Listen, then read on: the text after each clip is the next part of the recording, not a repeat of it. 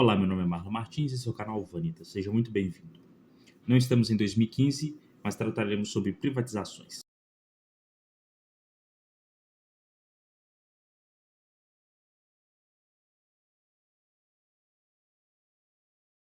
Quando pensamos em políticas públicas, em dogmas políticos, ideológicos, de perspectiva da realidade material, nós devemos então ter um olhar cauteloso. Tendo em vista que a política é a arte do possível e operamos a realidade material de uma perspectiva de fazer o que dá,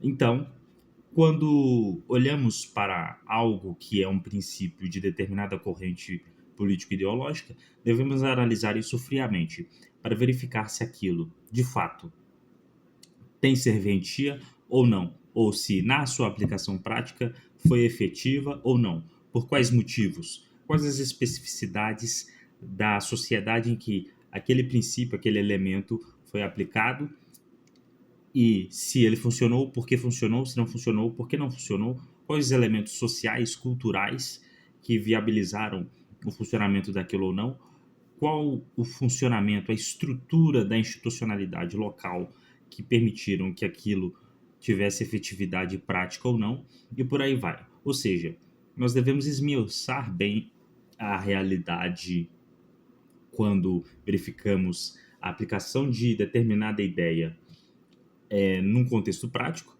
se essa ideia foi funcional ou não. Se foi funcional, que bom, quais os elementos que levaram a isso. Se não foi funcional, por que não foi, quais os elementos que levaram a isso. E então estabelecer assim critérios, consensos, equilíbrio na aplicação, na tratativa, nas deliberações que vão levar ao exercício de determinada política pública. Pois bem, quando falamos de privatização aqui no Brasil, nós então nos remontaremos a idos de fato de 2015, 2014, pois isso explodiu no Brasil a partir de uma perspectiva libertária barra anarcocapitalista, onde, nesse caso, não de forma pejorativa, apontavam essas pessoas como ultraliberais, ou seja, apenas um disclaimer para que relembremos. O liberalismo vai defender a sociedade de mercado e que o mercado se autorregula. No livro As Riquezas das Nações, de Adam Smith, que dá o pontapé inicial para o que seria o capitalismo, capitalismo, lembre-se, é uma palavra inventada por Karl Marx.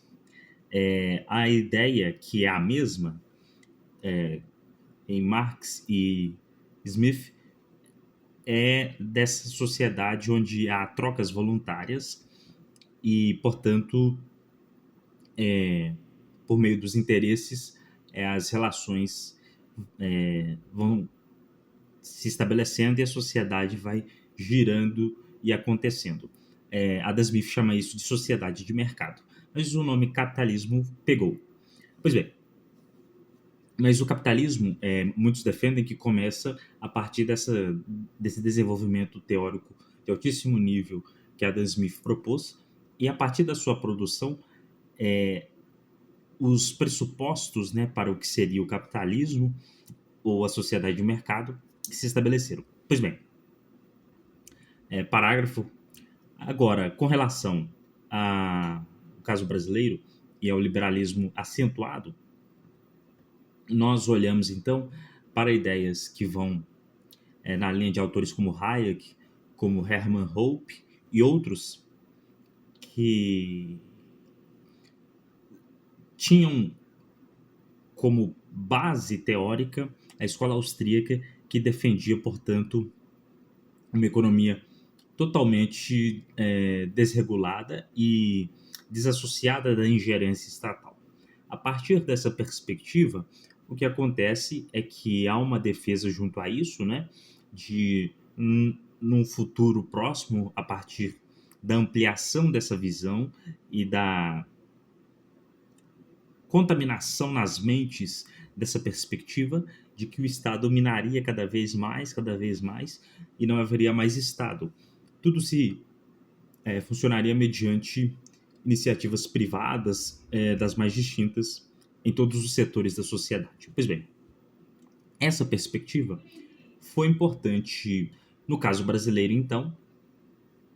Essa perspectiva influenciou a visão econômica de forte liberdade econômica, forte autonomia econômica dos agentes privados e, portanto, baixa ingerência estatal. Nesse sentido, então, isso vai se somar à questão das privatizações, onde, como o Estado não deve interferir na economia, dessa perspectiva, dessa orientação econômica que veio na esteira histórica do Brasil, a partir ali do Instituto Liberal e posteriormente nas discussões que aconteceram principalmente virtualmente ao longo dos anos 2000 até chegar nesse boom que eu cito e que também foi importante no governo de Bolsonaro, que foi um governo dessa nova direita criada nesse período histórico. Essa perspectiva, então, desse liberalismo acentuado vai, então, ser categórica em defender privatizações. Lembremos do Partido Novo, quando João Amoedo, então, cria o partido e torna-se porta-voz das ideias daquele partido, muito foi falado por ele e outros ali das privatizações e como plataforma de campanha à presidência em 2018, João Amoedo defendeu a privatização de todas as estatais do Brasil. Então, essa ideia de privatização, de ampla liberdade econômica, foi indiscutivelmente importante e presente no discurso e na mentalidade político-ideológica dessa nova direita brasileira que se estabelece, começa a se cristalizar a partir de 2014. Pois bem, e é claro, eu não estou negando o que ocorreu anteriormente, a construção, principalmente, como eu disse antes, virtual, que levou a isso. Mas eu estou falando em termos práticos, né? Pois bem, quanto às privatizações, elas, em termos gerais, pelo menos da perspectiva que eu coaduno, são interessantes e, no caso brasileiro, fazem sentido. A grande questão que se coloca é que nem toda privatização é necessária. Existem casos de sucesso no Brasil que apontam para a possibilidade da existência de estatais, como é o caso da Embrapa, Embraer, Petrobras, que são empresas de altíssima rentabilidade, de lucros notáveis e que têm importância para o Brasil. Ao mesmo tempo, não há um grande dogmatismo da minha parte. Como eu disse, se determinadas empresas deixarem de ser relevantes e se tornarem um peso para o pagador de impostos, indiscutivelmente ela deve ser privatizada, mesmo essas que eu acabei de citar. E para além disso, a grande parte das estatais no Brasil são cabides de emprego e não têm rentabilidade. Defendo, portanto, que as privatize o mais rápido possível, mediante leilões e por aí vai, e buscar compradores e melhores contratos e passar tais empresas para a iniciativa privada, que teria o desafio, né, de tornar tais empresas rentáveis, né, e lucrativas novamente. Enfim. Então, eu creio que o importante ao pensar nessa temática é exatamente aquilo que eu trouxe no começo desse vídeo, que é a fuga exatamente de um dogmatismo sem sentido, nonsense, e avaliar de forma fria e absolutamente secular os elementos que compõem essa discussão, como todas as outras discussões políticas.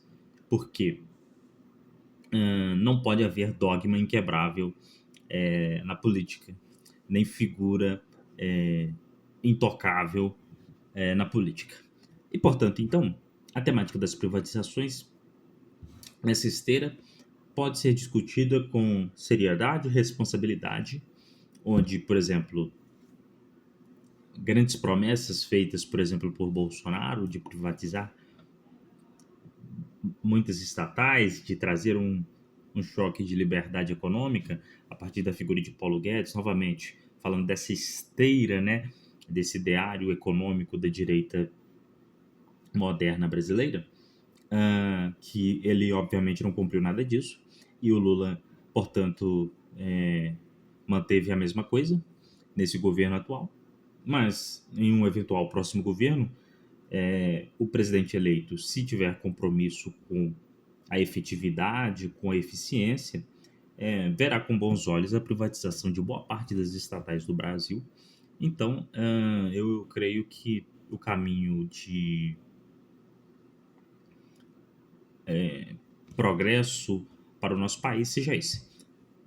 Ao mesmo tempo, como eu disse, não é um absoluto. Como eu citava do Partido Novo, que defendeu a privatização de todas as estatais, talvez ainda defenda, eu não sei, ali foi abordado como dogma. Não precisamos abordar como dogma, temos que ver caso a caso. E, em sendo necessário, a privatização deve ser feita. E não sendo necessário, não. Não é um dogma absoluto. E assim, eu penso que deve ser conduzida a tratativa política, e assim eu defendo, então, que sigamos e pensemos todos os temas que nos envolvem enquanto nação, enquanto sociedade. Bom, então eu vou ficando por aqui. Se você gostou desse vídeo, permaneça aqui no canal e esteja presente para os próximos vídeos. Muito obrigado e até lá!